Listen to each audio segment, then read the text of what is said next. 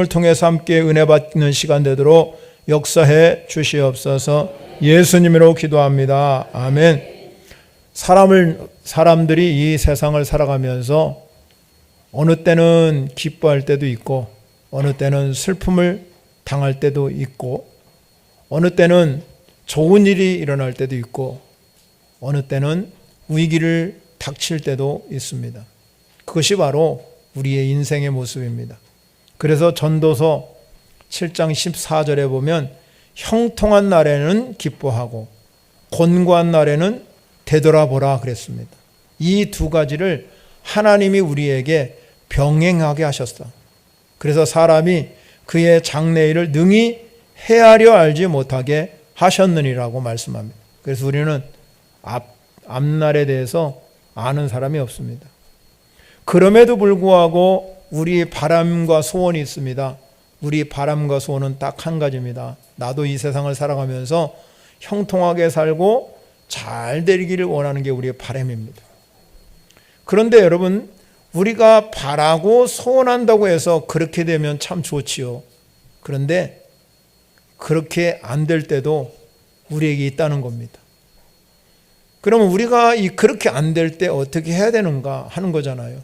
잘 되고 형통하면 괜찮지만 안 될 때 어떻게 해야 되느냐. 오늘 성경은 우리에게 그 말씀에 대해서 제시해 주고 있습니다. 오늘 본문에 보면 한 선지생도 부인이 엘리사에게 나와서 지금 자기 자신의 가정에 닥친 위기에 대해서 부르짖는 모습이 기록되어 있습니다. 그의 말을 보자면 자기 남편은 빚을 남기고 죽었습니다. 그리고 그 빚준 사람은 두 아들을 종으로 삼겠다. 빚을 안 갚으면 종으로 삼겠다는 것입니다. 그런데 여러분, 율법을 보면 빚진 사람이 빚을 갚지 못할 경우는 그 채무자가 그 자녀를 6년 동안 종으로 삼을 수 있는 규정이 있어요. 그러니까 이 두 아들을 가진 이 여인에게는 너무너무 가혹한 일이지만 이걸 누가 막을 수 있는 방법이 없다는 거지. 왜? 법적으로 정당하기 때문에. 그래서 이 선지생도의 부인의 입장에서 보면 자신이 지금 남편이 죽은 것도 참 견디기가 힘들고 고통스러운데 그마저 또 빚도 졌고 두 아들이 빚 때문에 종으로 끌려갈 형편에 처해 있으니까 방법이 없잖아요. 그래서 하늘이 무너지는 절망감과 상실감이 얼마나 큰지 모릅니다. 이 사람에게 지금 그런 상황이었습니다. 즉 오늘날로 말하자면 어떤 사람이 주님을 위해서 헌신하기 위해서 이제 신학교를 갔습니다. 그런데 빚만 지고 신학교도 졸업 못하고 돌아가셨어요. 그러면 남은 아내와 자식은 어떻게 살아갈 수 있겠습니까? 우리가 이렇게 신앙생활을 하다 보면 형통한 길이요, 우리가 잘되고 축복의 길만 있으면 참 좋을 것인데 우리는 내가 살아가는 동안 동안 내가도 이해 못하는 어떤 환경과 역경과 질병을 만나는 경우가 있음을 우리가 알으셔야 된다는 거죠. 그럼에도 불구하고 우리가 형통할 때, 잘 될 때, 축복받을 때도 하나님이 거기 계시지만 우리가 환경이 어렵고 역경 속에 있고 내가 질병에 있다 할지라도 하나님은 거기 계시다는 것입니다. 위기 때에 내가 이런 고난이 찾아왔을 때 우리가 나를 되돌아볼 수 있는 계기가 되고 위기를 하나님께서 나를 어떻게 극복할 것인가를 하나님께 물으며 지혜를 구하는 성도 여러분이 되시기를 바랍니다. 바로 오늘 본문에 나온 여인이 그랬습니다. 도저히 자신의 닥친 현실적인 문제에 대해서 해결할 수가 없어서 낙심하고 실망하고 좌절하고 그렇게 지금 한 것이 아니라 선지자 엘리사를 찾아가서 도움을 요청한 거죠. 그래 오늘 본문에 가면 엘리사에게 부르짖어 말했다는 것은 그에게 도움을 요청한 겁니다. 우리도 마찬가지입니다. 우리가 도저히 내 상황을 이해할 수 없고 어떤 어려움과 질병을 당할 때 우리가 도움을 요청할 분은 하나님인 줄 믿으시기 바랍니다. 그리고 또 우리가 하나님 앞에 도움을 요청하는 것도 중요하지만 우리가 함께 기도를 요청하는 것. 내 주변의 사람들에게, 우리 성도들에게. 우리 신앙생활을 하면서 우리는 하나의 공동체이기 때문에 함께 기도해 주는 게 얼마나 소중한지 모릅니다. 여러분의 중보기도가 하나님께서 길을 내주시고 위기를 극복할 수 있는 지혜를 주실 줄 믿으시기 바랍니다.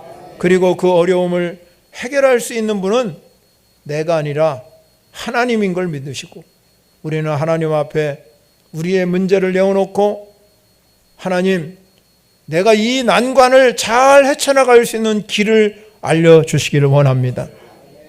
이 여인은 하나님의 사람인 엘리사에게 바로 자신의 살 길을 물어봤던 것입니다. 이 엘리사는 하나님의 대언자이고 선지자이기 때문에 그에게 살 길을 물어본 것입니다. 엘리사는 그의 딱한 사정을 듣고 나서 그에게 말했습니다. 2절을 보면 이렇게 말합니다. 내가 너를 위하여 어떻게 하랴? 내 집에 무엇이 있는지 내게 말하라. 이렇게 말했습니다. 엘리사는 그 여인에게 지금 이렇게 상황이 어렵고 힘드니까 해결책을 제시해 주신 것이, 예수님께서 오병이어지 기적을 베풀어 주실 때 하나님의 능력으로 하늘에서부터 만나를 내리게 하실 수 있는 분이 하나님, 이 예수님이지만 그렇게 하지 않았습니다.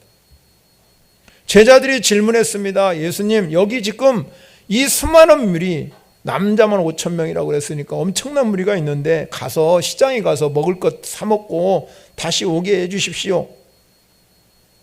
예수님이 그들에게 말합니다. 그렇게 하지 말고 너희들이 먹을 것을 주어라, 너희들이.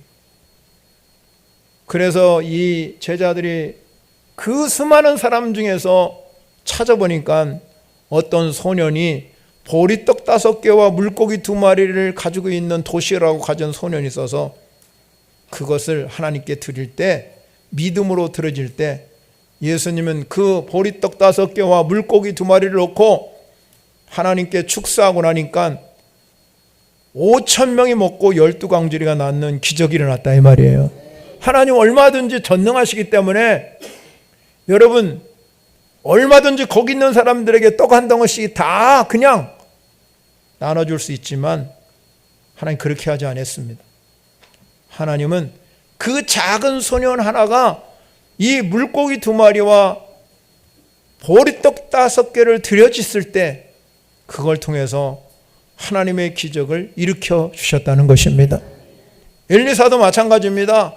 이 여인의 모습이 지금 얼마나 여러분 다급합니까? 그러면 하나님이 그 가정에 무언가를 보아주셔서 빚을 갚고 생활할 수 있게 할 수 있지만 엘리사도 그렇게 하지 않았다는 거죠.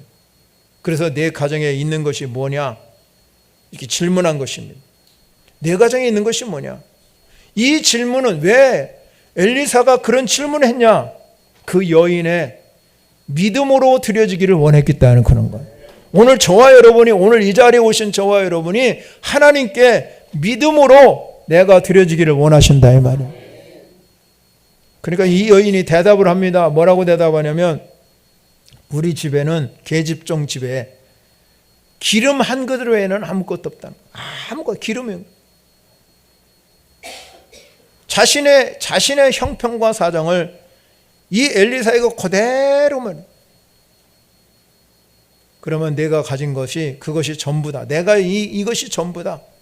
이 믿음의 고백을, 내가 기름 한 그릇 외에는 없다 하는 믿음의 고백을 이 엘리사에게 드렸습니다.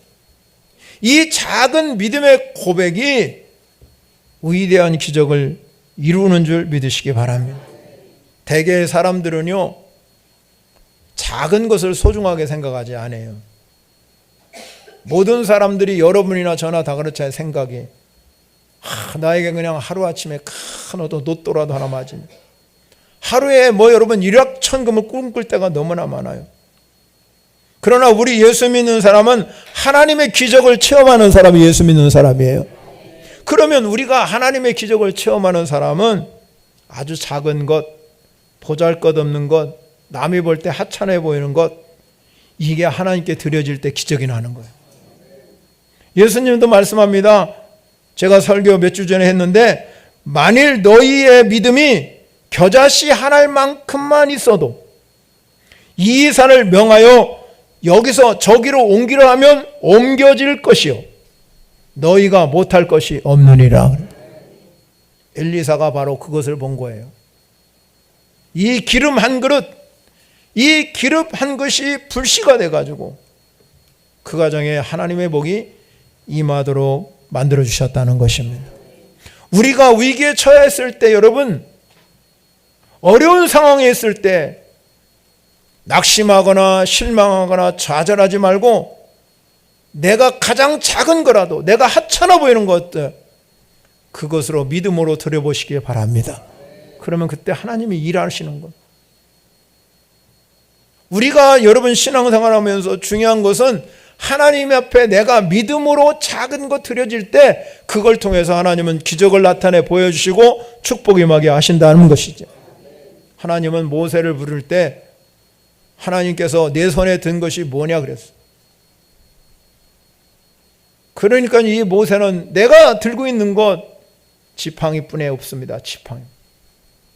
그런데 하나님은 모세의 손에 들린 지팡이만 가지고도 충분히 하나님의 능력을 발휘할 수 있었다는 겁니다. 모세의 지팡이는 수많은 능력을 향하는 축복의 도구가 되었다는 것입니다. 여러분이 가지고 있는 것, 작고 보잘것없고 내가 볼 때는 하찮아 보이지만 하나님 나는 이것뿐입니다고 주님께 드려질 때 그것이 바로 축복의 원천이 된다는 사실입니다. 여러분, 삶을 살아가면서 우리가 어떻게 매일 형통하기만 하겠습니까? 어느 때는 어려움 속에 있고 어느 때는 힘든 일이 생긴다 할지라도 실망하거나 낙심하거나 좌절하지 마시고 여러분의 삶에 남아있는 것, 주님, 나는 이것밖에 없습니다. 나는 내 건강이 있습니다. 나는 그래도 아직 시간이 남아 있습니다. 나는 이거 지금 물질이 남아 있습니다. 하나님 이거 주님께 드립니다. 여러분, 그렇게 주님께 믿음으로 내려놓으면 하나님은 그 믿음을 통하여 가능성을 보시는 가능성을, 그 가능성을 하나님은 축복으로 바꾸는 계기로 만드는 것입니다.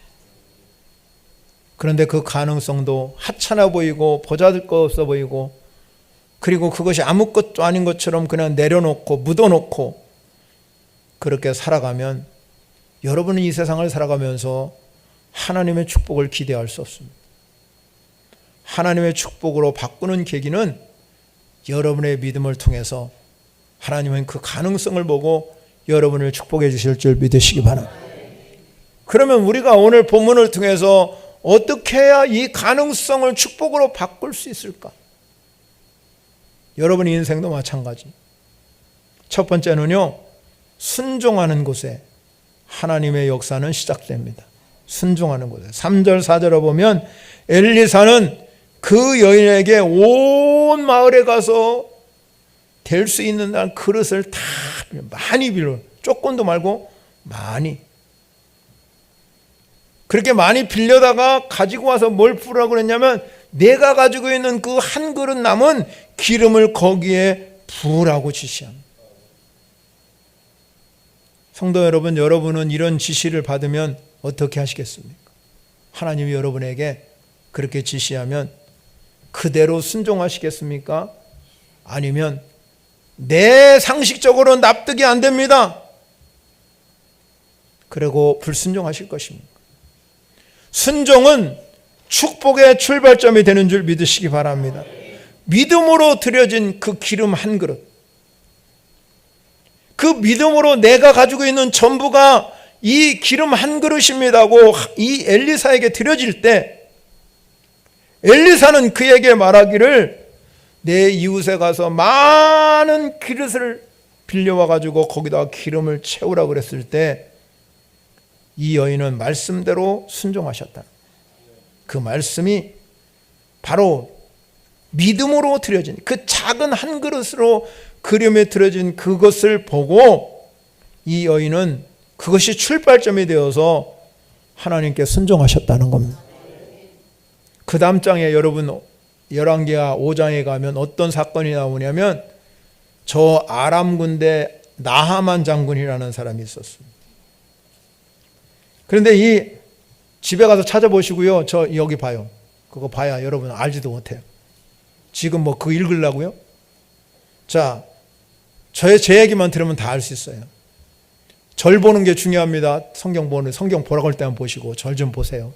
어디 다른 데 엉뚱한 데 보지 마시고 절 보세요. 절. 집중해서 예배 드리시기 바랍니다. 예배의 출발점은 여러분 눈을 크게 뜨고 졸지 마시고 그렇게 절 보세요. 제가 이런 말을 좀 안 하고 싶은데 설교만 쫙 하고 싶은데 여러분이 너무 집중이 안 되니까 여러분이 집중하셔서 절 보시기 바랍니다.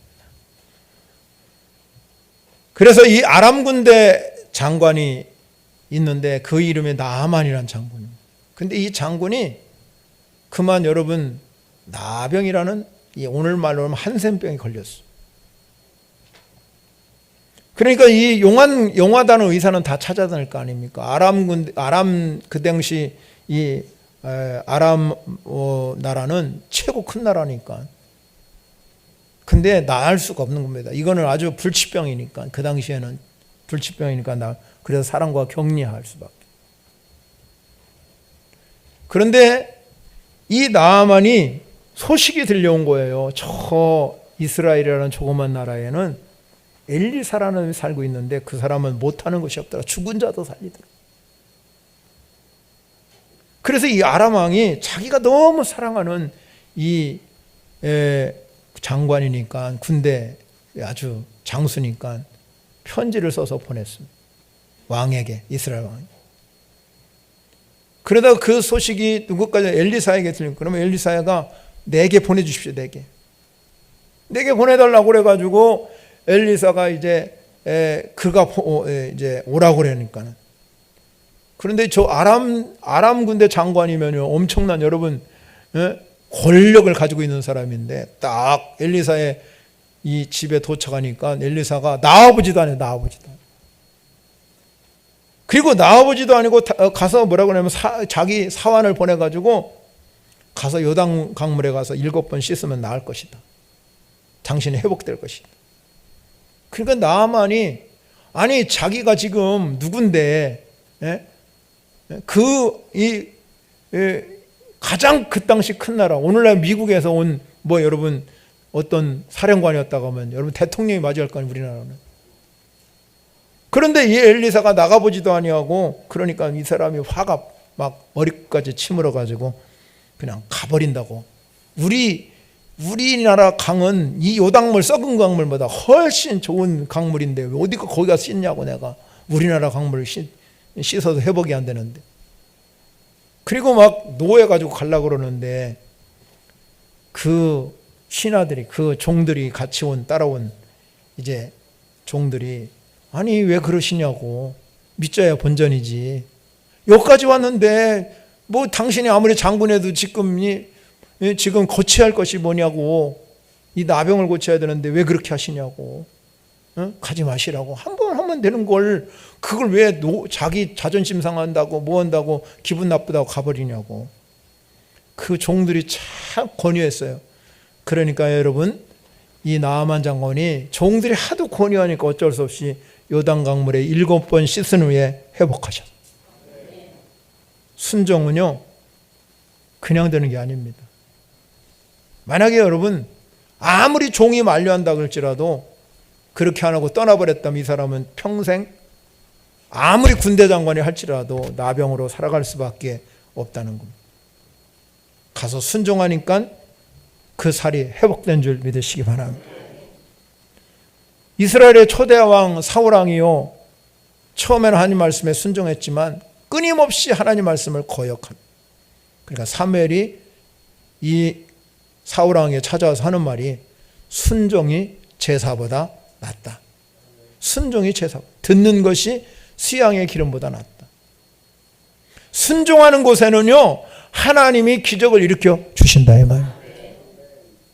사람이 살아가면서 신앙생활하면서 끊임없이 합리적인 사고를 하려고, 이성적인 생각을 하려고.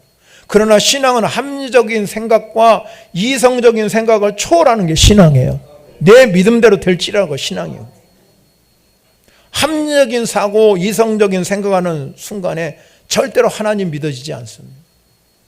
여러분, 이 세상 되어진 일이 여러분의 합리적인 사고로 되어지는 게 있습니까? 어느 때는 이해 못할 일이 얼마나 많은데요. 그런데 여러분, 우리가 예수 믿는 순간, 여러분이 예수 믿고 구원받은 순간에 내 생각을 버리셔야 된대요. 하나님의 생각으로 바뀌셔야 됩니다. 그래야 여러분들이 정말로 예수 믿는 순간에 하나님 말씀이 내 안에 들어와서 내가 순종하는 믿음이 생기는 거예요. 그렇지 않으면 우리는 끊임없이 세상에서 합리적인 사고와 이성적인 생각으로 끊임없이 교육받은 사람들이 1 더하기 1은 1이지 2다 이렇게 생각하면 끊임없이 2지, 1 더하기 1은 1이다 그러면 아닙니다 목사님, 그거 1이 2지 왜 1이냐고. 그렇게 합리적인 사고를 하면 여러분의 신앙생활은 아무것도 일어나지 않아요. 1 더하기 1은 1이다고 믿으면 돼요. 아닙니다. 그거는 2입니다. 주장해야 아무 의미 없어요. 베드로를 보시기 바랍니다. 그거 어부지요. 그렇기 때문에 갈릴리 바다에서 고기를 수없이 잡은 사람이 이 베드로예요. 그날 밤에는 어떤 일인지 고기가 잡히질 않아요.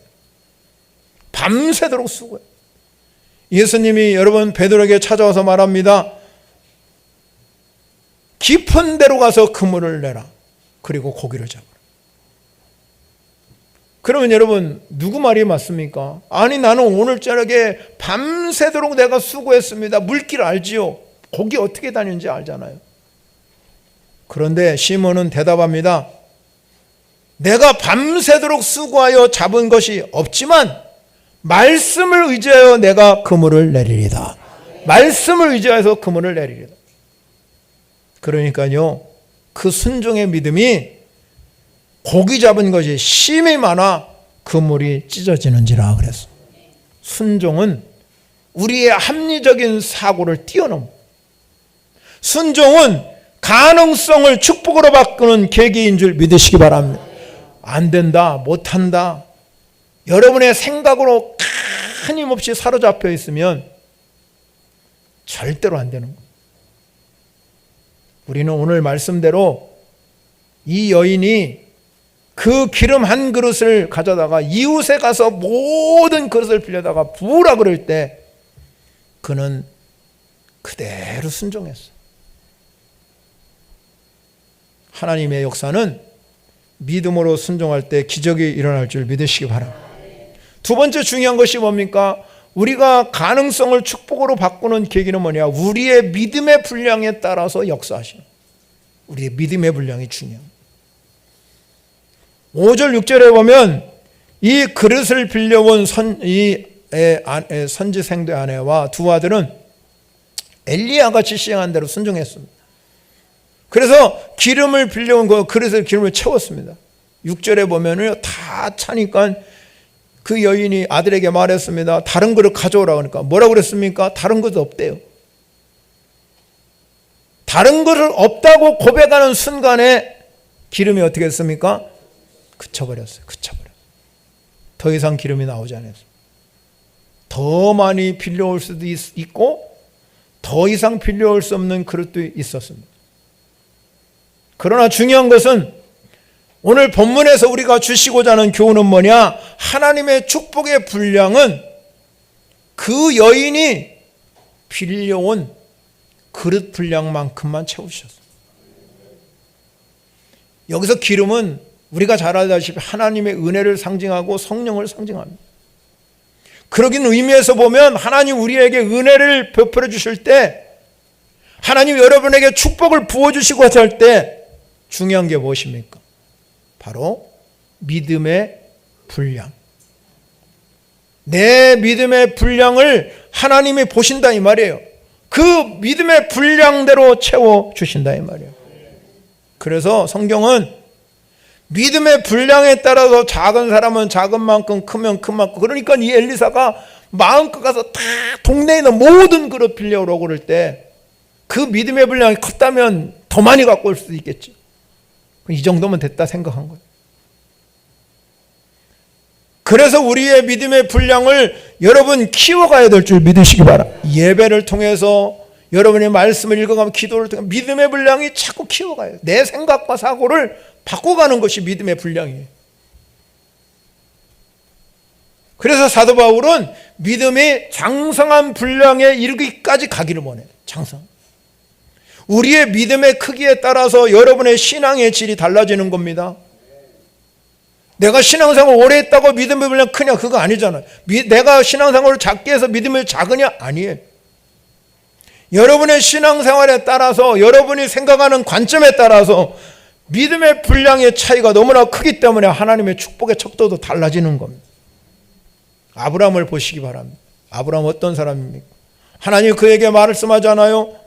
너를 복주어 큰 민족으로 내 이름을 창대케. 그렇게 복의 근원이 될 거라고 말씀하고 있습니다. 그래서 이 아브라함은 말씀 따라 갔어요. 근데 가서 하나님이 막 복을 주셔서 막 그 땅이 막 열매를 맺고 축복을 하루아침에 된 게 아니잖아요.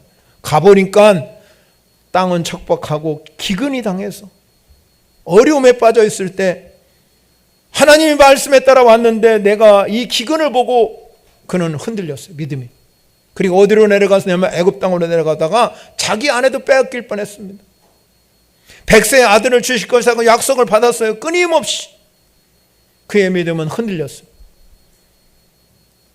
아무리 기다려도 아들이 나오지 아니하니까 몸종인 사라의 몸종인 하갈에게 들어가서 이스마엘을 탄생케 했잖아요. 창세기 17장 가면 여러분 16장에서 그렇게 사건이 터지고 17장 하니까 하나님께서 이 아브라함을 13년 동안을 만나주냐. 왜 내 믿음이 흔들리냐. 그리고 17장에 나타나서 나는 내 앞에서 완전히 행하라. 믿음대로 살라. 그리고 100세의 아들을 주셨어요. 하나님이. 그의 믿음이 성장했어요. 하나님께서 그 이삭이 어느 정도 성장했을 때 하나님께 바치라고 그랬어요. 로마서에 보면 이렇게 말합니다. 하나님은 죽은 자도 살리시며 없는 것을 있는 것으로 부르시는 이시니라. 그 고백의 믿음을 통해서 아브라함의 믿음이 성장해서 하나님이 이삭을 바치라고 했을 때는 믿음이 흔들리지 않았습니다. 그 믿음이 정확하게 하나님이 하시겠지 하고 번제로 그 아들을 바치기 위해서 모리아산을 올라가지요. 이삭인 아들이 아브라함에게 질문합니다. 번제할 양이 없잖아요, 우리가. 그러니까 아브라함이 이렇게 믿음으로 고백을 합니다. 어린 양은 하나님이 자기를 위하여 친히 준비하시리라. 믿음의 고백을 했어요. 하나님은 믿음의 고백대로 그 아브라함의 믿음의 고백대로 여호와 이레 하나님이 준비하셨습니다. 창세기 26장 17절과 18절에 하나님 어떤 축복을 줬는데 한번 스크린에 띄워주세요. 큰 소리를 한번 읽어보겠습니다. 시작. 내가 내게 큰 복을 주고 내 씨를 크게 번성하여 하늘의 별과 같고 바다의 모래 같게 하리니 내 씨가 그 대적의 성문을 차지하리라. 또 내 씨로 말미암아 천하 만민이 복을 받으리니 이는 내가 나아마이를 준행하였음이라 하셨나 하니라. 아멘. 사랑하는 성도 여러분, 아브라함의 믿음이 성장하고 성장하여 믿음의 분량이 딱 커져서 이삭을 바칠 수 있는 정도의 믿음의 분량이 되니까 하나님이 뭐라고 했습니까? 18절에 이렇게 말하죠. 천하 만민이 복을 받으리니. 하나님은요, 여러분의 그릇대로 복을 주시는 거예요. 우리 삶 가운데서 매일 낙심하고 실망하고 안 된다, 생각을 바꾸지 아니하고 하나님이 예비된 복을 받지 못하면 여러분의 인생 가운데 하나님 역사하지 않습니다. 하나님 지금도 살아계셔서 역사하시는 분이에요. 그러니 우리가 오늘 아브라함에게 내 씨로 말미암아 천하 만민이 복을 받는다는 것처럼 여러분에도 믿음의 분량을 키우셔서 이 복을 받으시기를 바랍니다. 마지막 세 번째는 우리가 이 가능성을 축복으로 바뀐 이 결과가 무엇입니까? 빚진 삶에서 넘치는 삶이 되는 거예요. 오늘 본문에 보면요, 이렇게 말해요. 7절 말씀에 여러분이 보면 그렇게 이 여인이 자기 가정에 닥친 위기를 기적으로 바꾼 거예요. 그러니까 여러분 가서 보세요. 7절 그 여인이 하나님의 사람에게 나가서 말하니 그가 이르되 너는 가서 기름을 팔아서 빚을 갚고 남은 것으로 너와 네 두 아들이 생활하라 하였더라. 그래서 얼마나 여러분 풍성한 삶을 받았습니다. 여러분 인생을 풍성하게 만들어줄 줄 믿으시기 바랍니다. 여러분 우리 삶이 빚진 삶을 산다면 얼마나 힘들어요.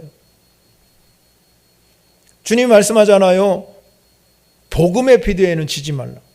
사도 바울은 우리가 말합니다. 피차 사랑의 비대에는 아무에게든지 아무 빚도 지지 말라고 했어요.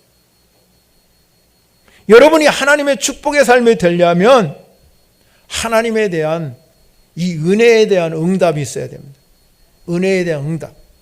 은혜를 받고도 축복을 받고도 감사할 줄 모르고 가치도 모르고 그 응답할 줄 모르면 그 삶은 하나님이 끊임없이 하나님이 주시는 복을 누릴 수가 없는 겁니다. 여러분이 정말로 하나님께서 여러분에게 이 넘치는 복을 하나님이 주시기를 원하시는 분이 하나님이셔요. 그러면 우리는 내가 하나님께 작은 거 드려줘야 돼요. 그게 건강이든 시간이든 물질이든 상관없습니다. 내 주변을 살펴보면서 내 믿음의 분량을 자꾸 키우셔서 하나님 나에게 주신 이 하나님의 은혜를 생각하며 여러분이 정말로 이 놀라운 은혜를 경험하면 하나님은 끊임없이 여러분의 그 그릇에 기름을 채우시는, 성령의 기름을 채우시고 말씀으로 채우시고 물질로 채우시고 기적으로 채우시고 축복으로 채우시고 그 채우는 능력을 체험하셔요. 내 빈 그릇에 그냥 빈 그릇이라면 쨍그런 소리만 나죠. 하나님 그 안에 기름, 성령의 기름도 채우시고 말씀도 채우시고 능력도 채우시고 내 안에 하나님으로 충만한 삶이 되면 여러분의 인생의 복이 넘쳐 흐르시는 거예요. 그 복이 여러분 자녀들에게 너와 네 두 아들이 생활하게 하는 하나님의 복이 넘쳐 흐르시기를 축원합니다. 우리 말씀을 생각하면서 기도하겠습니다.